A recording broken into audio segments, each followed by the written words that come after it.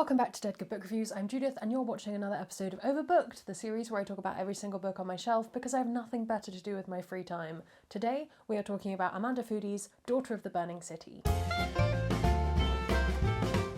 This is my remarkably battered Fairy Loot edition from way back when, so while I did obviously buy the Fairy Loot box that this came in with my hard-earned money, I did also have a review copy of the UK edition, which looks something like this.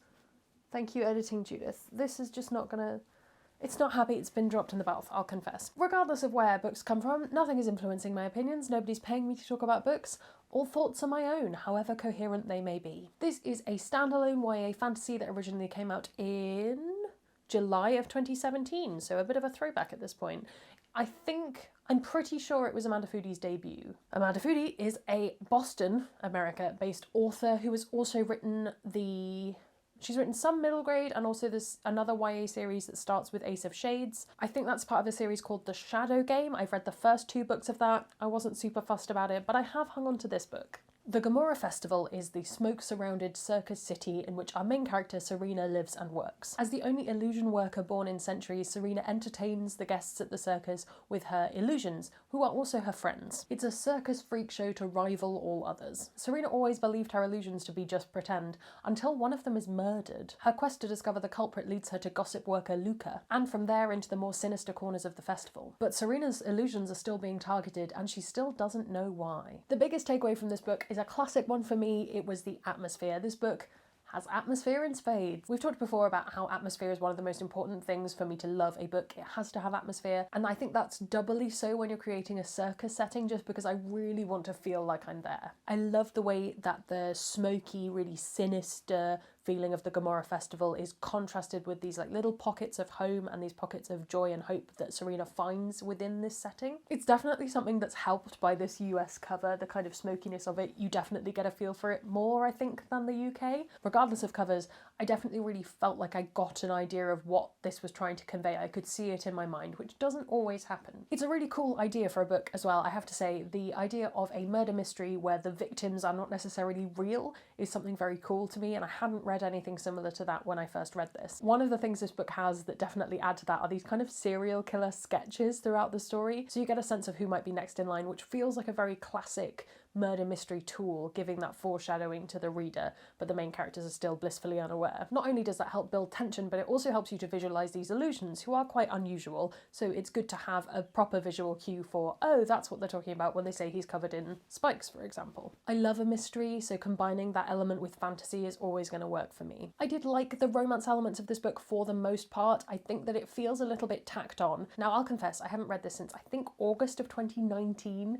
because I kind of know it well enough to talk about it without having done a full reread, which I do typically do for most Overbooked books. So I'm perfectly willing to be proved wrong when I do reread this next, but in my recollection the dialogue is just a little bit stilted. It doesn't feel like the most chemistry-driven kind of romance. And that's true of pretty much all of the relationship building within this book, whether that's romantic relationships or otherwise. I think I probably would have enjoyed this book a bit more if it had focused in on Serena and her illusions as opposed to the relationship between her and Luca. It's just not my favourite thing, and I think it could have been a much cooler book if it had not had any romance at all. Maybe that's just me. I can kind of see why it's important in the plot, but also I think you could have written it without it and it would have been stronger. My other kind of con point on this story is I think you have to read any book that deals with a freak show scenario quite critically. I don't think any of us are in any doubt that original freak shows were pretty racist, ableist, and a whole lot of other problematic ists originally, while in this case, obviously all of these characters are actually illusions. This is taking place in a fantasy setting.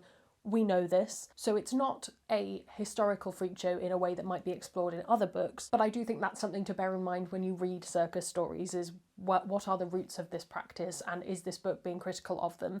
And I think in this case the answer is no, but I think it does enough work to pull it out of that original context. I think one thing that's slightly missing from this book, I've mentioned the atmosphere of the circus. I don't think that when you read it you really pull out the wickedness of the setting, and especially when you compare it to something like, I'm trying to think, something like Smiler's Fair. That's a properly kind of morally not great circus, and I think partly it's because Serena is deliberately sheltered from those aspects of the setting, but when she discovers them it's still a little bit underplayed, partly probably because this is a YA book and we can't go too far into depravity, but I think I just wanted it to be a little bit more edgy and a little bit more hard-hitting, and it still feels a little bit careful with the setting. And when your slogan for your city is wicked, wicked to the core, the city will burn forevermore, I want it to be a little bit more genuinely quite evil. But maybe that's just me and my love of dark things. Some comparisons. Can you talk about a circus book without mentioning the Night Circus? It's very different,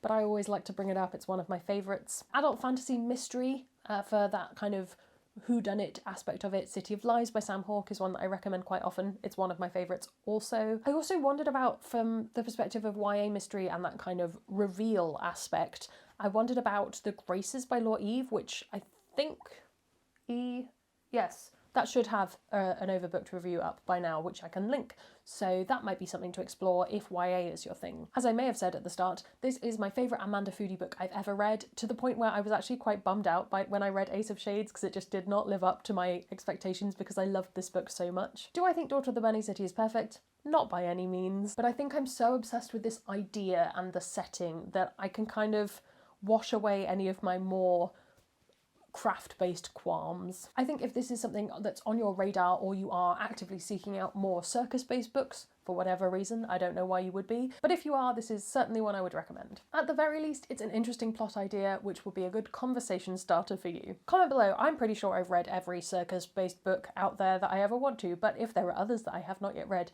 please do plonk them in the description below. I would love to hear what they are, and to have a chat about them, if you're available.